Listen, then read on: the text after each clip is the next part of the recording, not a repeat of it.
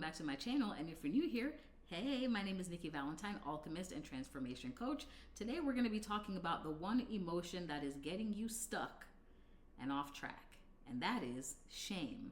Because shame makes you angry and keeps you stuck in place. And quite frankly, I think that's a shame. I had to do it. All right, I got my one pun off. Now let's get serious.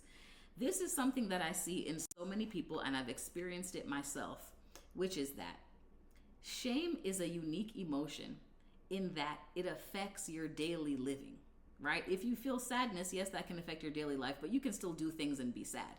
Shame is unique in that it keeps you stuck.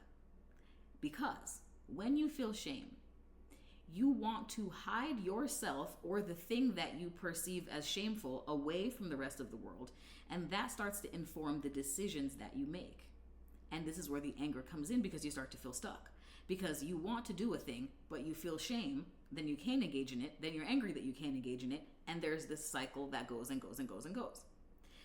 I was doing research many years ago, and I found an article by the New York Times that did a study on depression, and I believe NYU.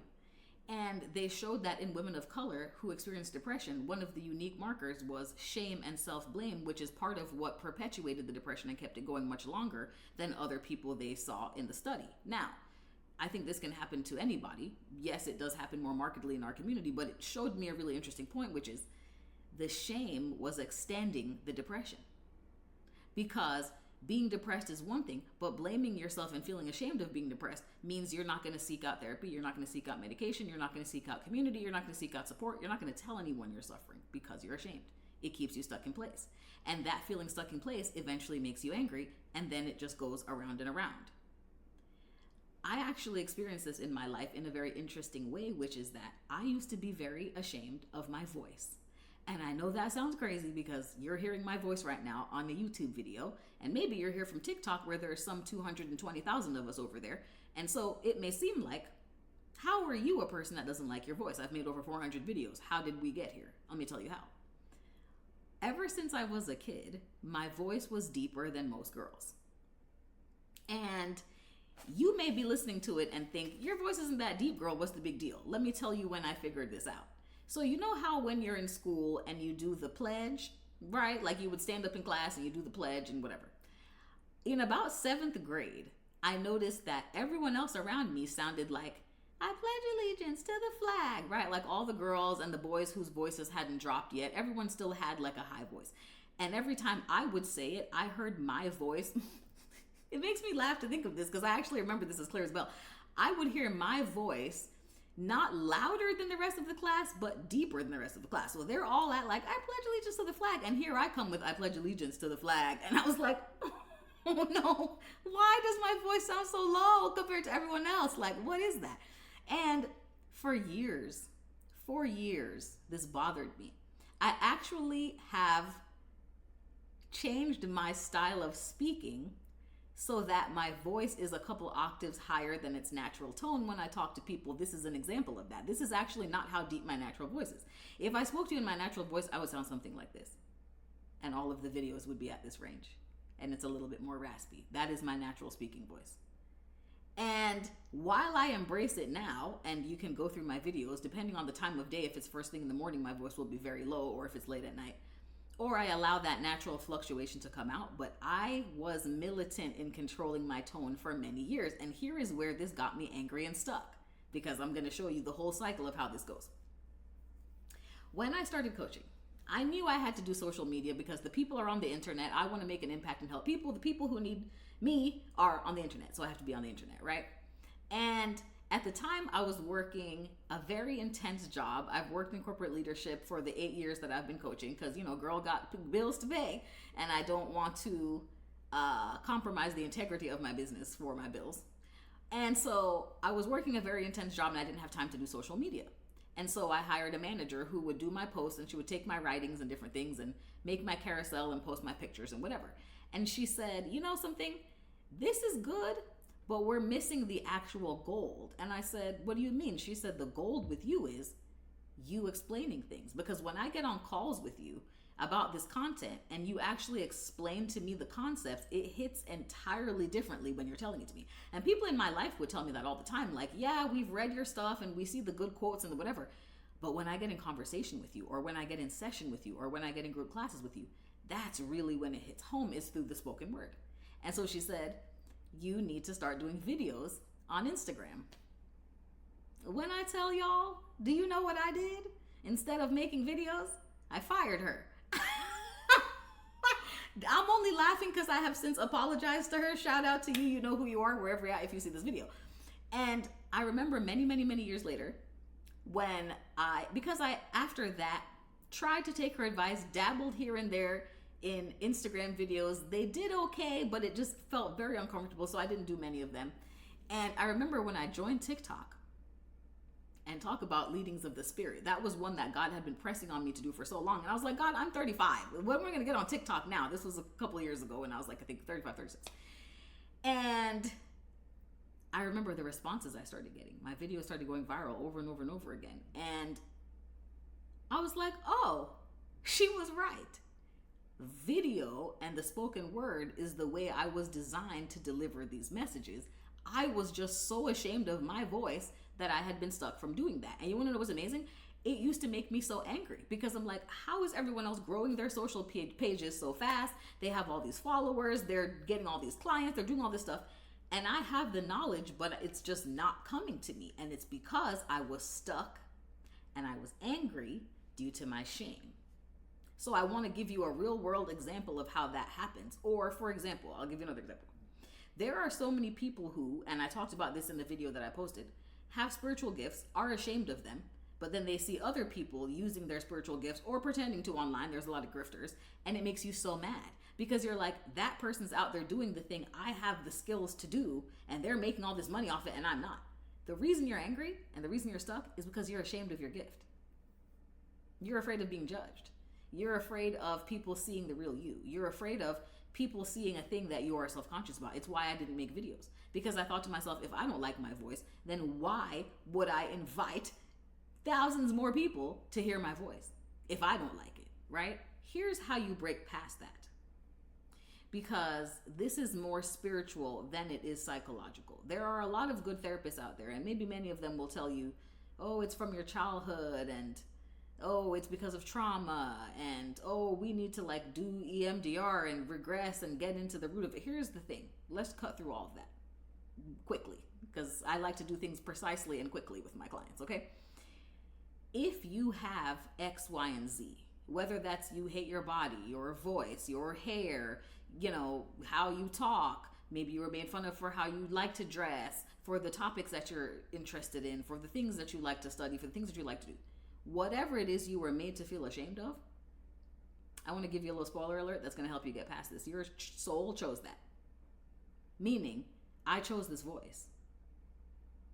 My soul chose this avatar before I got here. That's why in every spiritual text around the world, and I've studied many of them, says that the divine knew you before you were in conception, because you chose this avatar. I technically chose a human with a deep voice to do the work I came here to do.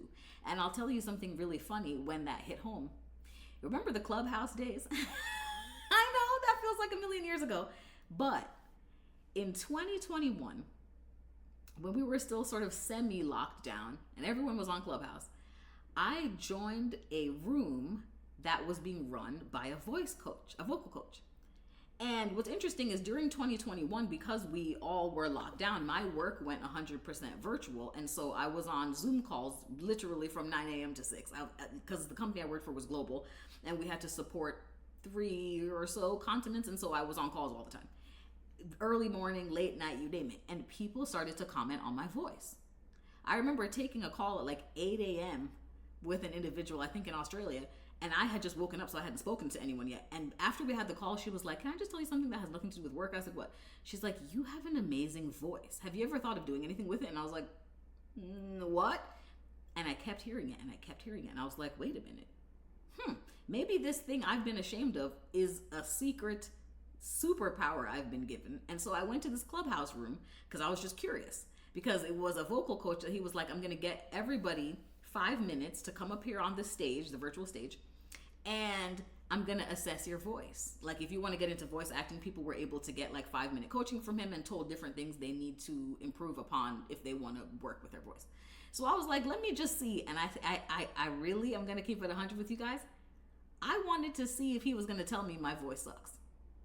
At that point, like people were telling me they liked my voice, but because I still had that shame, I was almost looking for validation for that shame. And he was ripping people. Trust me, he was not being nice just because it was Clubhouse and we're all in here. He was like, your voice is a little too high, it's a little squeaky. You say too much, you say like too much. I mean, he was like letting people have it. And I go up to the stage, this virtual stage, and he gives me this little 1-minute thing to say. And I say it.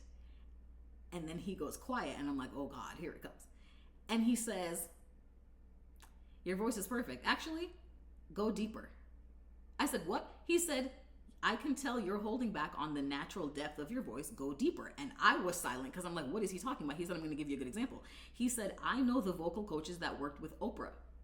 And the way Oprah talks, she was actually taught to speak that way. Because her vocal coaches figured out that she has a naturally deep voice, but she was hiding it when she used to be in the news, because for the news, you have to change your voice a bit differently.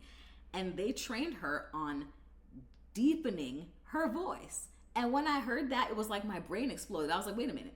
So you mean to tell me the thing I've hated about myself my entire life, been ashamed, holding myself back, angry about it, is part of the reason Oprah is successful? And when I sat back and thought about it, I was like, oh my God. And I had to go back and play clips of her voice because I've loved Oprah since I was a kid. Like the movement, I'm not getting into Epstein and all them people stuff. I don't, okay? But the work. And I went back and I watched a video or two and I was like, oh my God, her voice is really deep. Because if you've ever heard her do the intro for Master's Class, welcome, this is Oprah's Master Class. Like it's very like, right? And I was like, oh, that's a thing. And I'll tell you guys, me embracing my voice in 2021, I started TikTok in 2022 and the rest is history. So my anger and my stuckness and my shame was holding me. It had me in a chokehold. Shame will do that. Shame will absolutely do that. Shame is keeping so many people from the very thing that they were brought here to do, from their purpose. I have met girls who thought they were too short, tall, big, or thin to do beauty and ended up modeling once they got over that. Like you don't know what the thing could be, but I guarantee you it's probably tied to something you're ashamed of. Review the things you're ashamed of and see where that shame is keeping you from doing something. If you're ashamed of your weight, what is that keeping you from doing? From dating, from making content, from dressing how you want to? What is the shame keeping you from? Because once you understand what shame is costing you, it makes you want to confront it even more and release it. Because again, remember this, nothing that's on you is by accident. It is by design. Nothing that is a part of you is an accident. It's part of the blueprint. If you're having a hard time accepting it, look at it even more. Sometimes when we have a hard time accepting things, we push it away from us. We don't engage with it. We don't look at it. We don't think about it.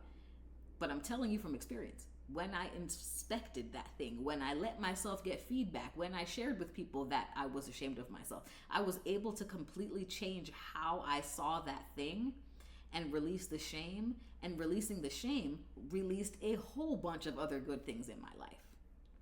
And so I invite you to think about those things a little bit differently of, is me being ashamed holding me back from things I deserve? And if so, what would happen if I let go of the shame around this thing?